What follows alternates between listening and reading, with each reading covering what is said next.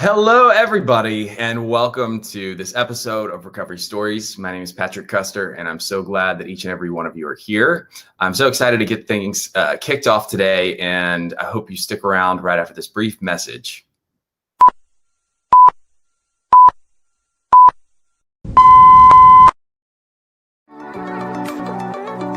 We are live in Stop Facebook. where a number of people The opportunity to share. she's one of our own. It has been They aren't like parts to your story that's awesome. You found healing. You found. until I got sober. Can't wait for her to share the different aspects of your story and what. Awesome. Right.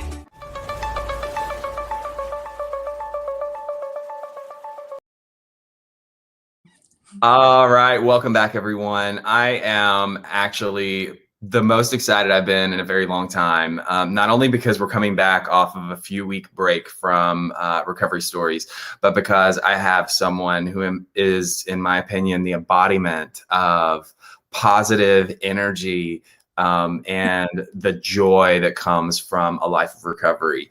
And so today I've got Michael Mazel, or if any of you think she looks familiar, you might know her as Michael Arnold because she's recently had a name change from Manage. And so did I pronounce your new last name correctly?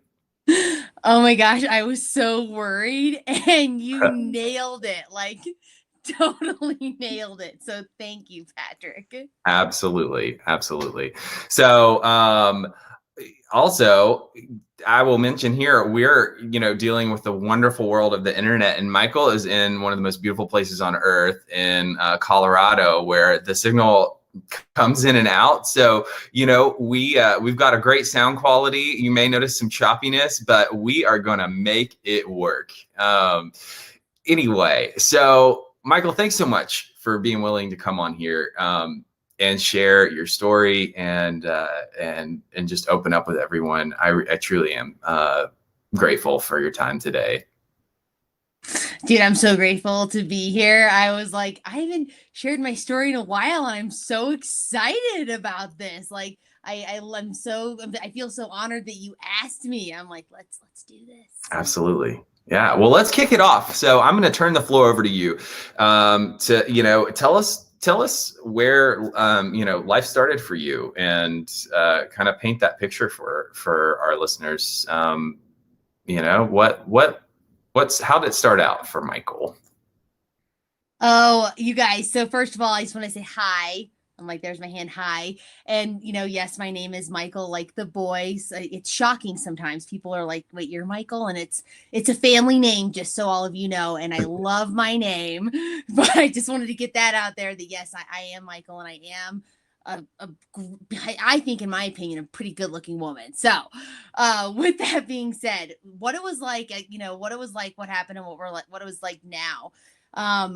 Just to kick it off, Patrick, I would say I came from a really normal, what I thought was a normal family, like that typical American family, mom, dad, 3 kids. I have an older sister who's a year and 4 months older.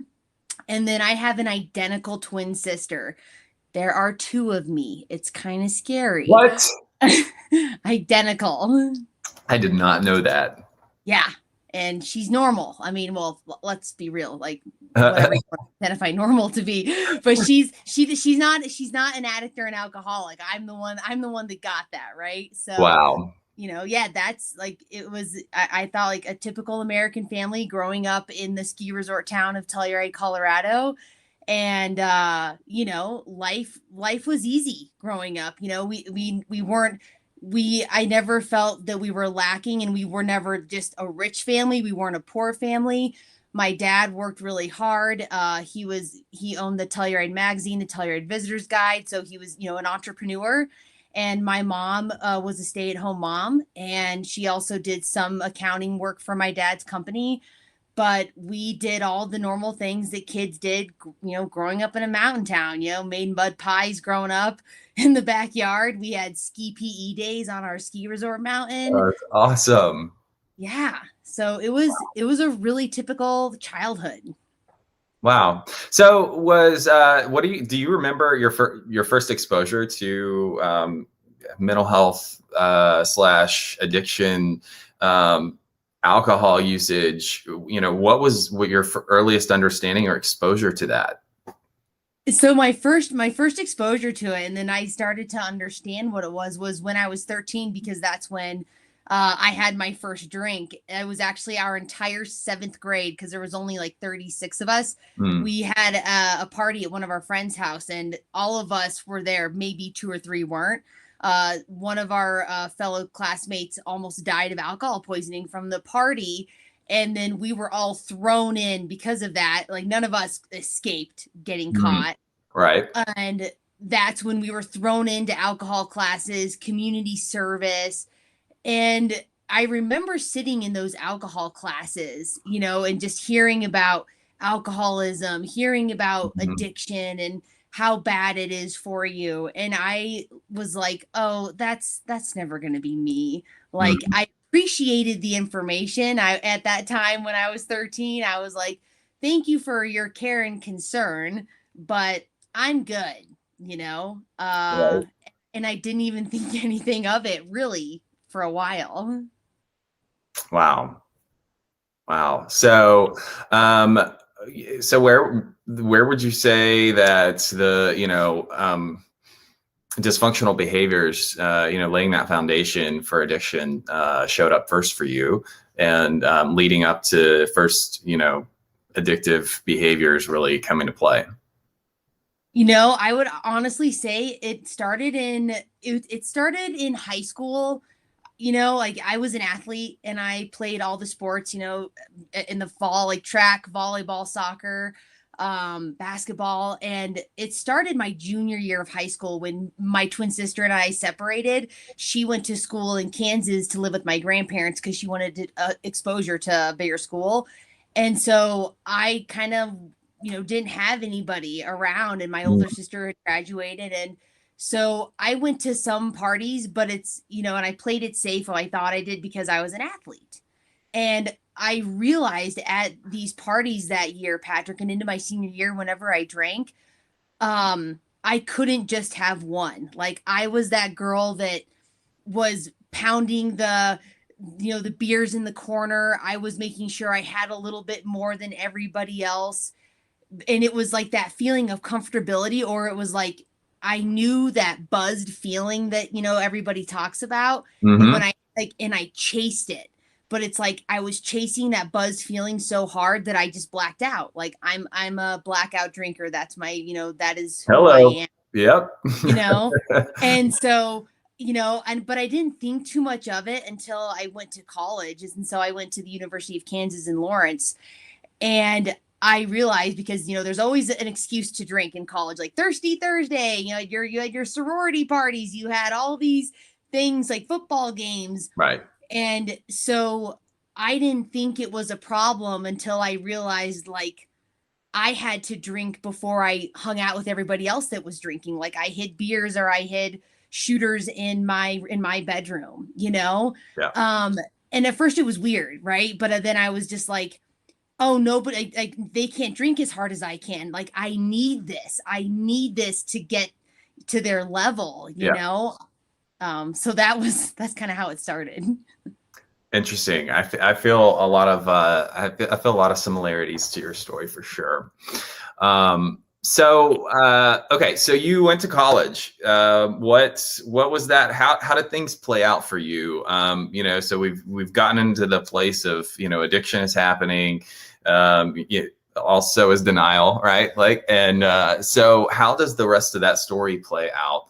And kind of consequences, and leading you to your bottom where you finally got help. Like, I'll fast forward a little bit because college, like, it's like I skirted by in college. Like, I Mm, didn't.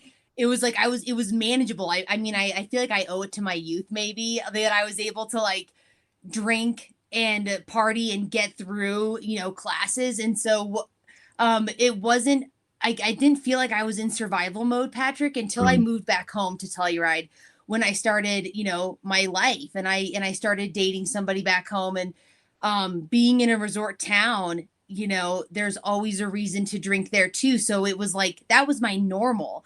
And so there's a powder ski day, you drink. Summer softball, you drink. There's a concert, bluegrass in the summertime, you drink. You hike a 14er, you drink. Mm-hmm. And then that's also when I got introduced, because cocaine is part of my story as well. And so I got introduced to cocaine moving back home because, I didn't like blacking out as fast as I did because, Yep.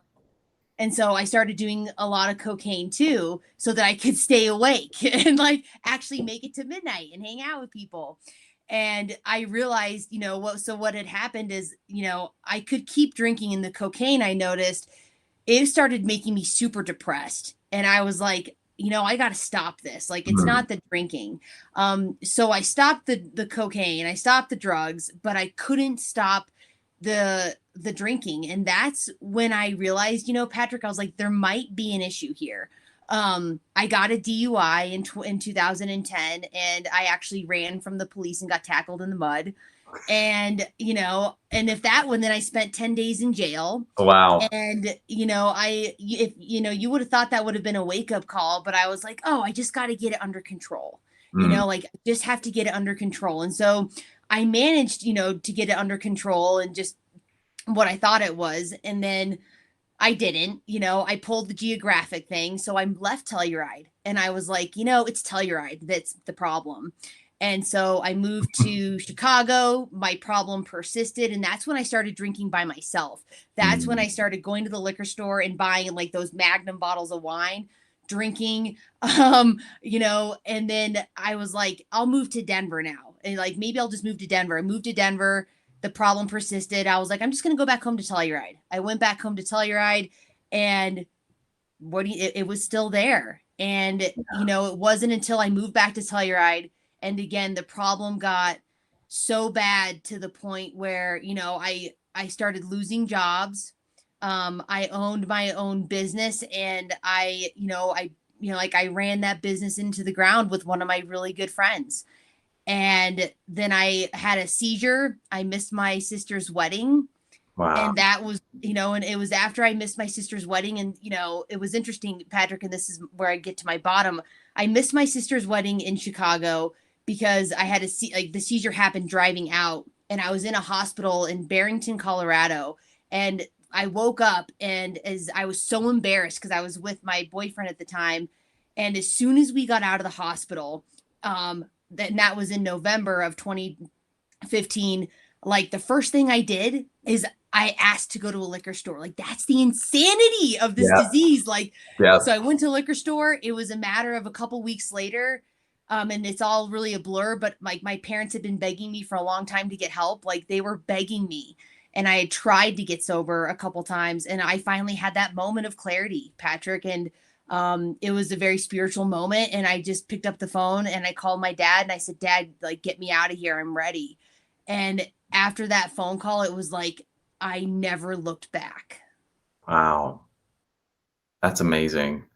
That's amazing that, because, not all of us, our stories are in that same fashion where we, hit the bottom and we actually ask for help. Some of us were forced. But hey, all of our bottoms look different, but I love hearing, especially there's encouragement to me, a special type of encouragement to me in a story from someone that had the I don't know, that had it within them to do that piece. Asking for help, as is the hardest thing that we as sick, addicted people can do. And like admitting that we need help and then actually asking for it, it's huge. So dude, I was scared, man. I was so scared, but I knew I was going to die, Patrick. You know that feeling? I'm sure you can relate. Like, at the end of my road, it's like, I could feel my heart like pittering, just trying to hold on. Yes. And I was just like, this is my life. And I was like, I got nothing to lose, man. Like, I gotta ask. I was like, I'm done. Yes. Yeah. Yeah, at that point where, the fear of not knowing what I remember thinking like I, I can't imagine life without things to help change the way I feel. But I mean, like you said, what do I have to lose? It's it's a horrible but great place to be. And sometimes for those of us who have a loved one that's in that place of addiction right now, we pray for that time to come, because it's not until that point that somebody's truly, most of the time, do we see change start to happen. So tell us about that change for you. Dude, okay, this is where things get awesome, you guys. So if you're just tuning in, like, this is where you want to be. This is where the magic happens, my opinion. So like I finally said yes. And so my dad drove me to treatment. I started my recovery journey out. Well, I mean, before, I'd been to the rooms multiple times and I wasn't ready. I needed to do more research. And so now that it was actually my choice, like I made the choice, I was like, Dad, I need help. He drove me to the Harmony Foundation up in Estes Park, Colorado. And that's a residential treatment. And that's where I started my journey. And I'll never forget, because I was so embarrassed. Like I was like, I'm in treatment. But when I got there, Patrick, and I was welcomed with open arms and like, and I remember being in detox with other chicks, like I looked like hell in a handbasket. It was like not, and I thought I looked good this whole time. Like, no, and I meet these other chicks in detox and they wanted to talk to me. And, and I felt this sense of relief because they were like, well, why are you here? And I was like, don't you know I'm here? Like, I'm here. I'm like, here it's drugs and alcohol. Right. And they're like, me too. And I'm like, what? And so it was in treatment, Patrick, that because my counselor, I think that was a big deal for me because my counselor in treatment was also a recovering alcoholic. But everybody I was around, like, they were real. They were telling my story, just a little differently. And I didn't feel like I had to hide, because I hid for so long. Like I hid for so long because I didn't know who Michael was. I didn't know that it was okay to be this high vibing, like, me, this high vibing person because people didn't like it. And so I felt like I couldn't be exactly who I wanted to be. And recovery and Harmony gave me permission. Like it gave me permission to be okay with Michael and like explore who I am and to do it in a community, in a safe place. Cause I feel like that's just what I needed. I needed an environment that was safe. And there was other women there that we would share the most insane, horrific things that we did. But that was in active addiction, Right. and I started to not, that's where I started to not let my addiction have power over me anymore.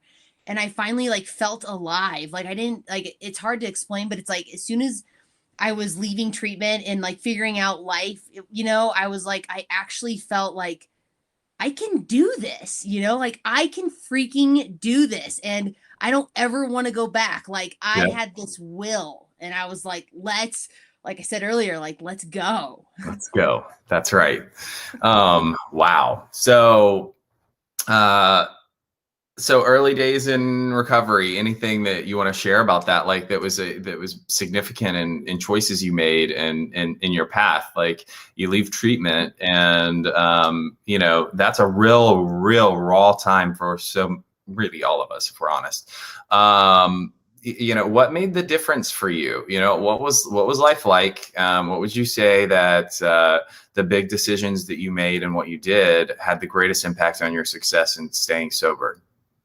I will first say that my counselor and my case manager were so upset that I was going back to Telluride. They're like, you're going back to your crucifixion. And I'm like, listen, this is where my resurrection's going to be because I knew the recovery that existed in Telluride and I lived right downtown in the middle of Main Street. I knew that people were there waiting for me because the program of AA there, like, and I knew a bunch of people and they're like, when you're ready, we'll be here. And so I knew that going back there, I had accountability because I needed accountability, Patrick. I needed people to hold me accountable. I needed to feel safe. And so as soon as I got home, I left treatment. I went to a meeting in Denver. I drove home the next day with my dad. I walked right into to AA, and everybody swarmed me. Like they loved me until I could love myself, and they knew where I lived. So they were like, if you're not at a meeting every day, Michael Arnold at the time, now it's Mazel, they were like, we will be knocking on your door. Like we will be there. And I was like, oh shit. Okay. I did, like I did 110 meetings in 90 days. Wow. And, I got a sponsor. I started doing the steps right away. And then the next thing that I'll tell you that made me successful, that I know made me successful to this day, and I'll never forget it, is that I knew I couldn't be quiet about the fact that I was in recovery, because my meetings needed to take priority, because if I didn't have my recovery, I wasn't going to have anything. And so when I was looking for a job, because I was like, I need to pay my bills, I have things to do.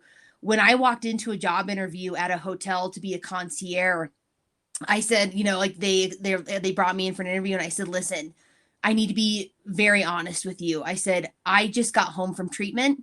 I am in recovery. I have AA meetings every single day at 5:30. I said, I need to be at those meetings. I said, if you want me to show up for work, then I need to show up for these meetings. And they just looked at me. They got all, their eyes got all big, and they were like, thank you. And because I was so scared, but I'm like, I can't hide. And they said, thank you for sharing that. Like, we can make this work. And so they made my schedule work, and they knew I was going to be reliable because I'm in a ski town sober. I'm not hungover. They know I'm going to show up. And so I think knowing that I had community, being upfront and honest about where I was at in my life, that made me successful. And I was like, I'm not going to hide. I have nothing to hide anymore. Like, I hid for so long. So that's what really gave me that foundation for success, is building that consistency and community. Absolutely. As you're saying that, it reminds me, how we were talking about the importance of vulnerability yesterday, and being able to cultivate that sense of health and recovery. I hear that you echoing that for sure in what you just said. And, isn't it funny that our when we first get sober, or even beforehand, we think about,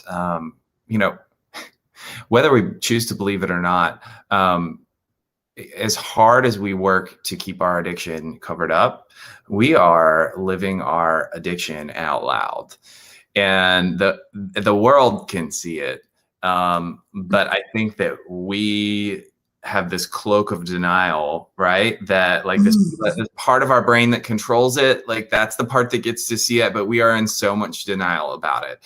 So, right, we really are truly living addiction out loud, right? And then we think about sobriety and recovery, and once we get into to go to treatment, get sober and everything, I think the natural instinct for us is to feel this overwhelming shame and guilt. Like, I had to go to treatment. I've AA. I'm one of those people, right? Like, I didn't live under a bridge, but I'm at this point.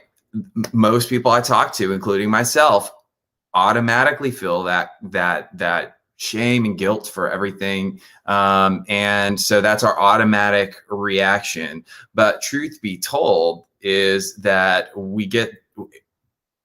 if we press into that level of vulnerability and get honest with those around us, our employers, our friends, the healthy ones that we need to be there for us, and our family, what we find is the connection that makes recovery and living a happy, joyous, and free life sustainable and possible. And so I love that you touched on that, because I think it's one of the biggest pieces, right? I love one of the phrases. I don't know if you coined it or not, but I've heard you say it so many times, and I absolutely love it, right? That you choose to live recovery out loud so that others don't have to suffer in silence. And that's so powerful, because the active addict is suffering in silence, but living their addiction out loud. Sometimes people don't know, but I think a lot of times people know, that there's something going on, the suffering Mhm. is what's silent. And so anyway, I just wanted to draw that parallel. And I love the out loud part of everything that you bring to the table when it comes to recovery, because it inspires me every single day. Truly. Thanks, Patrick. Yeah, absolutely. Okay, I've got before we move on, I've got just a couple questions for you. So, and in all fairness to everybody watching, she doesn't know these questions, so I'm hitting her. I'm kind of side blinding her. What was your greatest fear you lived out in addiction, and what was your greatest fear in sobriety that you lived through and made it through? My greatest fear in addiction that I lived through, Mm-hmm. dying. Mm. You know, like my biggest fear every day was that I was not gonna wake up, and that was never the case for me. I wanted to wake up, Yeah. but I was like, you don't deserve to wake up. Like, do you Mhm. feel your heart? You know. Yep. So that, like, I think that was like my biggest one. My biggest fear that I've lived out so far in sobriety, and I'm not gonna cry, but is finding my husband, is finding that the most pure, real love, like it's like someone that loves me for everything that I am, and that supports me in ways that I never thought were possible. Like, I was so fearful of not finding that love that you hear about, Patrick. Mm. It's like I found it and so much more, and it's nauseating and joyful and fulfilling, and I just wake up every day when I look at this man and I'm just like, holy, like, I am so grateful. Like, I have this because of my recovery. That's right. That's awesome. Yeah.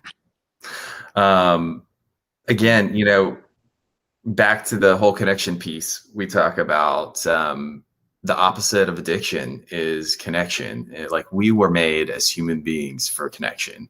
Isolation is one of the most destructive things that for us, for our soul, our spirit, our body. And so I love that you mentioned that, the fear of isolation from that such whole pure connection that we experience from love of another human being.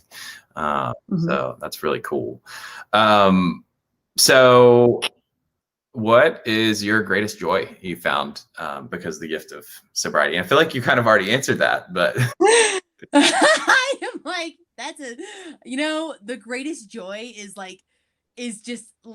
literally just life. Like, Patrick Custer, I have so much joy in just like in waking up every day and getting to do the work I get to do now. So now, for all you guys listening, I now have since left Telluride, total career shift, and I actually work for the Harmony Foundation, where I started my sobriety journey. And the greatest joy is not hiding. Like, I effing love just sharing everything about me. And it's not that it's like zero fucks given what you think of me, because of course I'm an alcoholic. I care a little bit, but like, I love being that light because it helps me, and I'm always say, like, I want to be of service, like, because somebody broke their anonymity to save my ass. And so I am not afraid of being, I'm not going to be anonymous because I want to help you. And my joy is just recovery. Like, the things that happen for us when we recover, it's insane. And I get so excited about what's next. Like, you guys, like, I've done some cool stuff, and it's like, it wouldn't be possible without recovery or like turning it over. And Patrick Custer, this is me all the time till my head hits the pillow. It's true. I believe it. And I love that. As I was saying to you yesterday, I feel like that energy is so contagious, and and I feel sobriety is the same way, and the gifts that come with it. So, okay, so we're on to the piece where we're talking about how you're a world changer today, which is truly what I believe that you are. One of the things that I love is that you also work in alumni services, like me. And so we get that great privilege of getting to work with others on their recovery path indefinitely, right? And past the treatment journey. And that's not only what you're doing though. So tell us a little bit about what the other stuff you're doing to change lives in the recovery field. I'm like, what else? I'm like, I know. I'm like, I know. It's like, so I co-authored a book on addiction, and it makes me so happy. And I also have a podcast that Patrick was on. And oh, look, there's my book.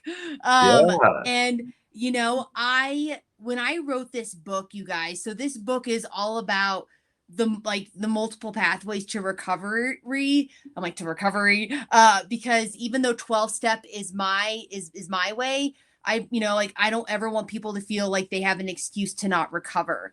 And, I was so grateful when I wrote this book because it was also healing for me. And I wanted to get it out to the world, like the raw, like I share some raw things in this book, but it's like, I need you guys to understand that it's not all rainbows and unicorns and pretty, like there's some things that happen. And I'm so grateful for my co-authors that wrote this with me. And so I want to just let you guys know, I'm like not trying to plug the book, but it is a great resource for some of you that might have people that are struggling with addiction or people that are in early recovery. It's got great steps. It's got great content for you to help you know that there's hope. There is some freaking hope, you guys. That's right. So yes, there's my book. You can buy it on Amazon. I'm like, and then I also do a podcast called Monday State of Mind that yours truly, there he is on. Patrick Custer was on it. I have people in recovery come on and talk about the tools of recovery and how it helps to elevate not just people in recovery state of mind, but how these tools help elevate everybody, like the normal person that's not an addict or an alcoholic state of mind. I just feel like what I get to do now, Patrick, it's that service. It's like, I feel like, it gives me joy because I want to give back every day what was given to me. Like I know it sounds so cliche, like I'm not supposed to be here, but I'm like, I should be dead, but because I got a second chance, I am going to 10x that second chance as much as I can, because I want you to know, you do not have to suffer in a dark corner in your house or hugging the Porcelain Express. Ooh. It's so true. So true. Okay. So, tell me this, how can somebody connect with you? A, at the Harmony Foundation, B, you put out such great content on socials that encourages me every time I see it. So, how can tell us all the ways that people can connect with you right now? All right, you guys, this is wicked. This is wicked. You can connect with me at Harmony at M Mazel. So it's MMASSEL at harmonyfoundationinc.com. You like that? That's pretty good. Yeah. And then on Facebook, all my stuff is public, because like I said, I want to be of service. So, so you can connect with me on Facebook, Michael Mazel. You can connect with me on Instagram, at the _Michael Mazel, and it's all linked. So, and I do stories too. So I'm not on TikTok yet. We'll see. That's right. I love your stories. Your stories are the best. So that's what I mean. You're always putting great stuff out there. It encourages me every time I see it. So thanks, Patrick. Yeah. Absolutely. It takes work to do that regularly. And so I guess I think it's important that, people see it and it does make a difference. So thank you. Oh, yeah. Love you. I love you too. I'm so grateful for you. And then, the last thing I want to talk about is, alumni for treatment should never be an afterthought. And people like you and me work so hard to make sure that it is not at our treatment centers, because it is important. We want to make sure that alumni are engaged in a long-term way. And so we're always working hard to stay on top of our own training and our own connection with other people to find out new ways of engaging people the post-treatment. And one of those is the Treatment Professionals and Alumni Service. So I just kind of wanted to give a shout out and highlight that, because you are a board member, or you hold a seat on the board, right? With TPAC? Yeah, co-president. Oh, no big deal. No big deal.